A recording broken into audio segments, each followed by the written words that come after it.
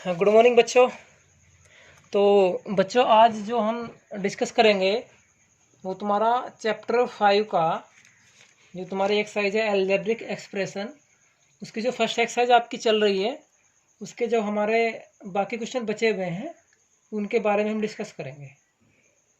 तो बच्चों हमने क्वेश्चन नंबर 3 तक पहले ही कर लिया था, तो हम आज डिस्कस करेंगे बच्चों क्वेश्चन नंबर 4 से।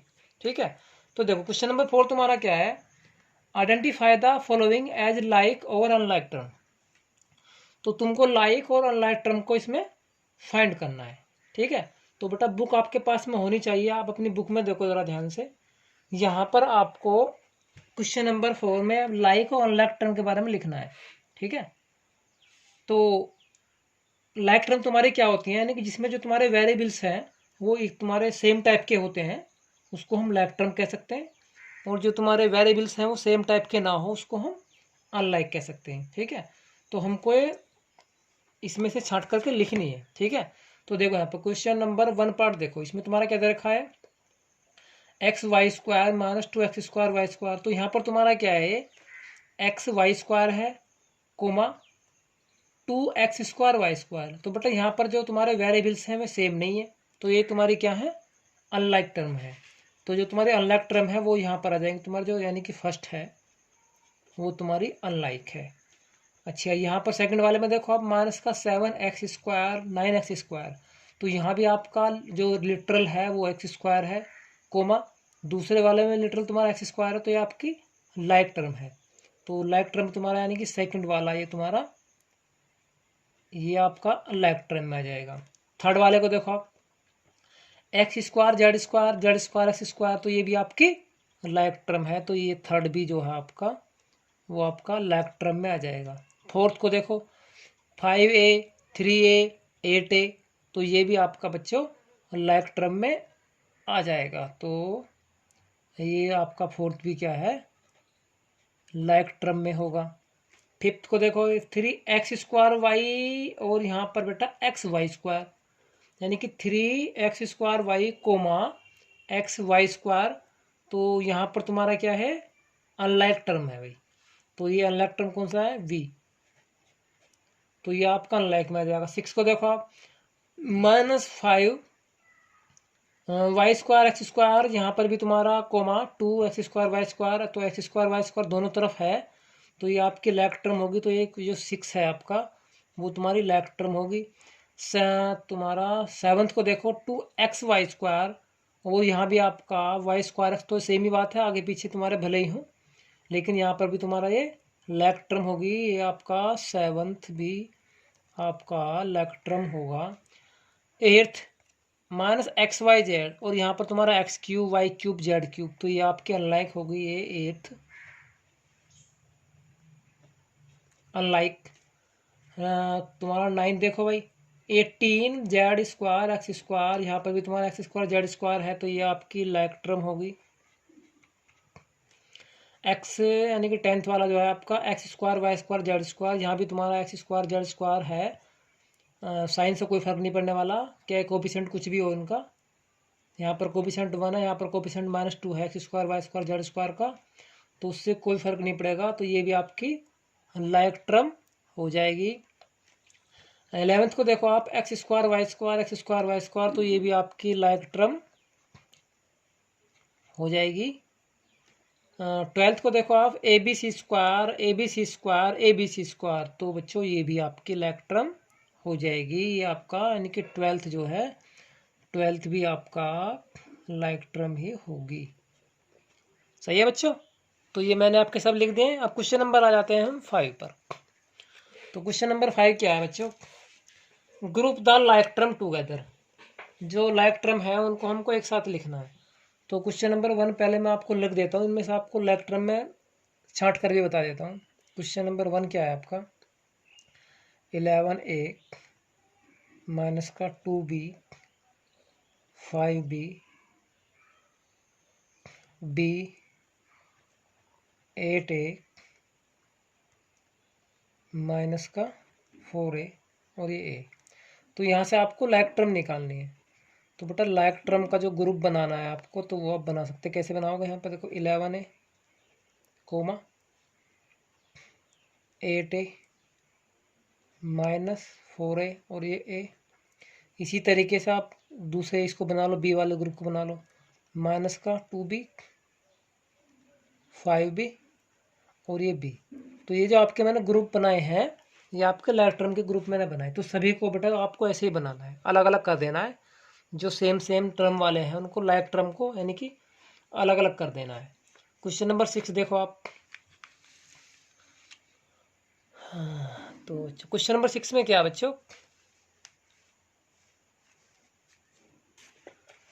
क्वेश्चन नंबर 6 में है write down the coefficient of x in each of the following. आपको निकालना है कोफिशिएंट ऑफ एक्स। तो क्वेश्चन नंबर 1 क्या है बेटा, यहाँ पर y square x minus y. तो यहाँ पर जो एक्स की मल्टीप्लाई में है, इस एक्स की मल्टीप्लाई में जो लिखा हुआ है, क्या लिखा है यहाँ पर, वाई स्क्वायर। तो बच्चों आपका आंसर आ जाएगा यहाँ पर वाई स्क्वायर। यहाँ पर देखो नीचे आप 7y स्क्वायर माइनस 7xy। तो इस x के मल्टीप्लाई में क्या, इधर 7 और y, तो तुम्हारा आंसर क्या जाएगा बच्चों यहाँ पर माइनस का 7y। थर्ड वाले को देखो आप 3yz xyz पूछ रहा है, वो x का कोफिशिएंट ओनली। तो तुम्हारा x का कोफिशिएंट यहाँ पर, इसमें तो कुछ है ही नहीं तो इसको छोड़ो। यहाँ पर देखो आप 5xyz है तो इसमें तुम्हारा x यहाँ पर रखा हुआ है, इसके साथ में तुम्हारा क्या है, बाकी जितना भी तुम्हारा पार्ट मल्टीप्लाई में है माइनस का 5, यहाँ पर y और ये z। ये हो गया आपका आंसर। सही है बच्चों, समझ में आ गए। और चलो आगे क्वेश्चन नंबर 7। क्वेश्चन नंबर 7 में वो क्या बोल रहा है कि in the term minus 18xyz square right down the coefficient of. एक टर्म तुम्हारी दे रखी है माइनस का 18xyz स्क्वायर, इसमें आपको कोफिशिएंट लिखना है, ठीक है। तो 18 यानी कि ये तुम्हारा यहाँ पर टर्म है, 18 के जो कोफिशिएंट में वो क्या आ रहा है यहाँ पे, तो कोफिशिएंट ऑफ यानी कि 18 का कोफिशिएंट। तो कोफिशिएंट में क्या रहा है 18 के में, 18 के कोफिशिएंट में आपका ये पूरा क्लियर आ जाएगा, पूरा ये वाला 18 तो तुम्हारा ये रहा यहाँ पर ये, और साथ में माइनस भी है बच्चों। तो तुम्हारा कितना जाएगा माइनस का एक्स वाई जेड स्क्वायर, ये आपका आंसर हो जाएगा। यहाँ पर 18x का कोफिशिएंट, तो 18x से अलग क्या लिखा हुआ है यहाँ पर देखो माइनस का वाई जेड स्क्वायर। यहाँ पर माइनस का 18y जेड स्क्वायर का कोफिशिएंट, तो 18y जेड स्क्वायर तुम्हारा क्या जाएगा आंसर बच्चे माइनस का, अरे यहाँ पे इसने माइनस भी ले लिया है, ठीक है ना। जब इसने यहाँ पर माइनस भी ले लिया तो हमारा माइनस चिन्ह नहीं आएगा, सही है ना। माइनस से अलग जो भी है वो सब आएगा।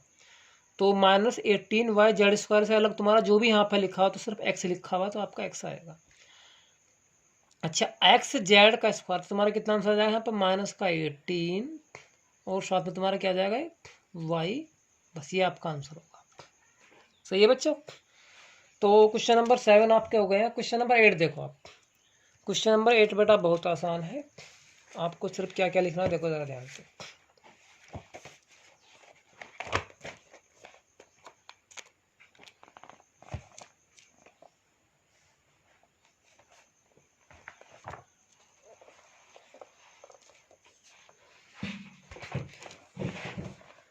दिख तो रहा होगा बेटा, देखो यहाँ पर an algebraic expression which only one term is called.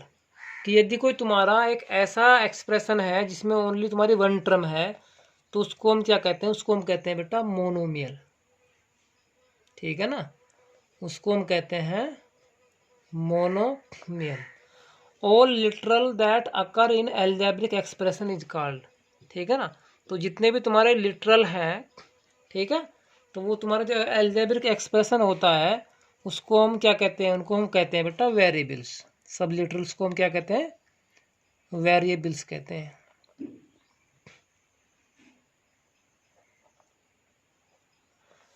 Third वाला आपका the number of term together sign plus over minus called the literal of them. The number of term together, plus से या तुम्हारी माइनस से जो जुड़ी होती हैं लिटरल ऑफ देम, उसको हम क्या कहते हैं भाई, उसको हम कहते हैं बच्चों, एक मिनट जरा, एक्सप्रेशन कहते हैं, क्या कहते हैं, एक मिनट रुक जाना बच्चे जरा, इसका मैं आंसर चेक कर लेता हूँ। फिफ्थ ए का क्वेश्चन नंबर 8 कांस्टेंट, इसको बच्चों हम कांस्टेंट कहते हैं, ठीक है ना। इसको हम क्या बोलते हैं बच्चों, द नंबर ऑफ टर्म, एक मिनट, the number of term together with sign plus और minus is called the of the literal of them. तो लिटरल से जो तुम्हारे अलग नंबर होते हैं उनको हम कहते हैं कांस्टेंट। ठीक। All the monomial, binomial, trinomial and polynomial called the name of, इसको हम क्या कहते हैं बच्चे? एक्सप्रेशन कहते हैं।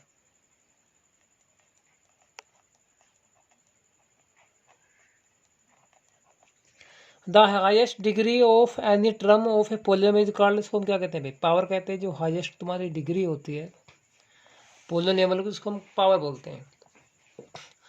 अब यहाँ पर देखो question number 9, state whether the following statement true और फॉल्स। तो 3x + 1 यहाँ पर बेटे ये तुम्हारे टू टर्म है, ये क्या है? मोनोमियल, तो बेटा ये आपका फॉल्स होगा।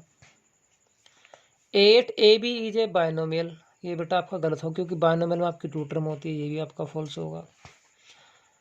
x² - x + 3, यहाँ पर 3 टर्म है, ट्राइनोमियल है, तो बिल्कुल सही है।